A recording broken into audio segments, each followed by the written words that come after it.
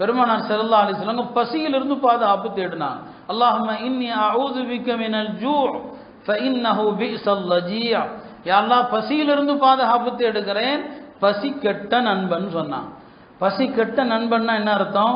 பசி இருந்ததுன்னா மனுஷனால சிந்திக்க முடியாது. பசி இருந்தா மனுஷனால எந்த வேலையும் செய்ய முடியாது. அதனாலதான் மார்க்கம் ஒரு காதி சாப் இருக்கிறார், நீதிபதி. ஒரு காதி எப்போல்லாம் தீர்ப்பளிக்க கூடாது அப்படின்னு இருக்குது. அதுல பெருமானார் சொல்லுவாங்க, பசியோடு இருந்தா காதி தீர்ப்பளிக்க கூடாது, போய் சாப்பிட்டு வா. பசியோட தொழக்கூடாது. பெருமானார் சொன்னாங்க, சாப்பாடு ரெடி ஆயிடுச்சு, எகாமத்து சொல்றாங்க, சாப்பாடு வந்துருச்சு, பசிக்கவும் செய்யுது, தொழுகையா சாப்பாடா? பெருமானார் சொன்னாங்க, முதல்ல சாப்பிடு, அப்புறம் தொழுகு. சாப்பிட்டு முதல்ல, அப்புறம் போய் தொழுதுக்க. இங்க நீங்க நினைக்கலாம், என்னங்க தொழுகையை விட சாப்பாட்டுக்கா முக்கியத்துவம், சாப்பாடு அவ்வளவு பெருசா அப்படின்னா இல்ல, இங்கேயும் தொழுகைக்கு தான் முக்கியத்துவம். இவன் பசியோடு இருக்கிறான், சாப்பாட்டை விட்டுட்டு தொழுகைக்கு வந்தான்னு சொன்னா தொழுகை முடிகிற வரைக்கும் ஆஹா அந்த சாப்பாடுன்னு அதையும் நினைச்சிட்டு இருப்பான்.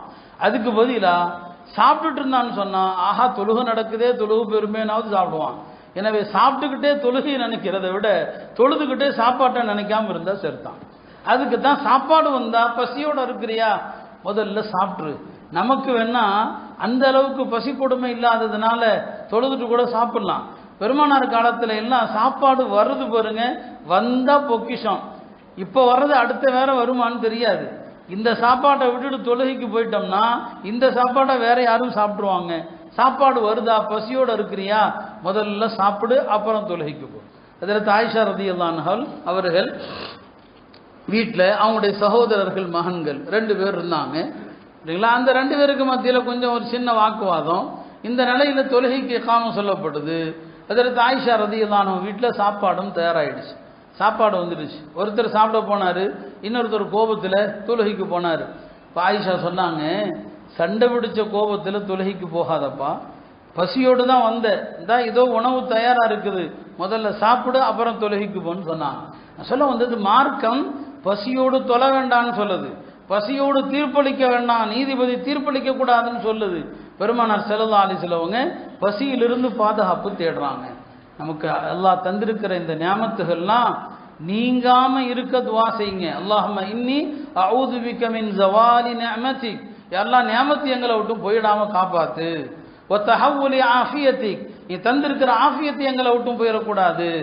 இதெல்லாம் உலகத்தில் எங்கெல்லாமோ நடந்துரு. ஈராக்கில் நடந்துச்சு 10 ஆண்டு காலங்கள், 90லிருந்து 2003 வரைக்கும் 13 வருஷம் உலக நாடுகள் சேர்ந்து அந்நாட்டின் மீது விதித்த பொருளாதார தடை இல்லைதா, அந்த தடையினால மருந்து இல்லாம கிட்டத்தட்ட 15 லட்சம் குழந்தைகள் இறந்து போனாங்க. ஈராக்கில் நடந்துச்சு, போஸ்னியாவில் நடந்துச்சு.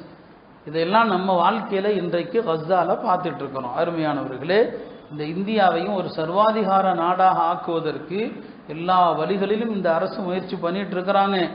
நாம அல்லாஹ்விடத்துல கேட்கிற வலிமையான துவா தான். இந்த ஆயுதம் நம்மள்கிட்ட இருக்குது. அந்த நிலைகள் வருவதற்கு முன்னால அல்லாஹ்வுடைய நியாமத்தை மதிங்க. இன்னைக்கு நாம நிம்மதியா இருக்கிறோம், அச்சம் இல்லாமல் இருக்கிறோம். இந்த நிலை மாறாமல் இருக்க அல்லாஹுக்கு நன்றி செலுத்துங்கள், அல்லாஹ்விடத்துல உதவி தேடுங்க. எல்லாம் அல்லாஹ் என்றென்றைக்கும் நமக்கு தாராளமான ரிஸ்கை தருவானாக, என்றென்றும் நமக்கு அச்சமற்ற வாழ்க்கையை தருவானாக. குர்ஆனுடைய சின்ன சூரா தாங்க, லீலாஃபி குரைஷின் ஈலாஃபிஹிம் ரிஹ்லத்தஷ் ஷிதாஇ வஸ்ஸைஃப் ஃபல்யஅபுது ரப்பஹும். அந்த ஆயத்துல அல்லாஹ் 2 நியாமத்தை தான் சொல்றான் குறைஷிகளுக்கு. அத்அமஹும் மின் ஜூ வ ஆமனஹும் மின் ஹௌஃப், பசியிலிருந்து உணவளித்தான், அச்சத்திலிருந்து அவர்களை பயமில்லாத வாழ்க்கையை கொடுத்த 2 நியாமத்தை அல்லாஹ் சொல்றான். ஆக 2 பெரும் நியாமத்துகள், மகத்தான அருட்கொடைகள். இந்த அருட்கொடைகளை நாம ஒவ்வொரு நிமிடமும் அனுபவிக்கிறோம். இந்த நியாமத்துகள் நம்மை விட்டு நீங்காதிருக்க அல்லாஹ்வுக்கு நன்றி செலுத்தி எந்த பொருளை சாப்பிட்டாலும் எந்த பொருளை குடித்தாலும் அல்ஹம்துலில்லாஹ். குறைஞ்சபட்ச வார்த்தை, ஹதீஸ்ல வந்த நீண்ட வார்த்தைகளை சொல்ல தெரியல, அல்ஹம்துலில்லாஹ் ஹம்தன் கஸீரன் தய்யிபன் முபாரக்கன் ஃபீ என்று சொல்லுங்க. அல்லாஹ் தஆலா இந்த நியாமத்துகளை நம்மிலிருந்து படிக்காமல் அல்லாஹ் பாதுகாப்பான்.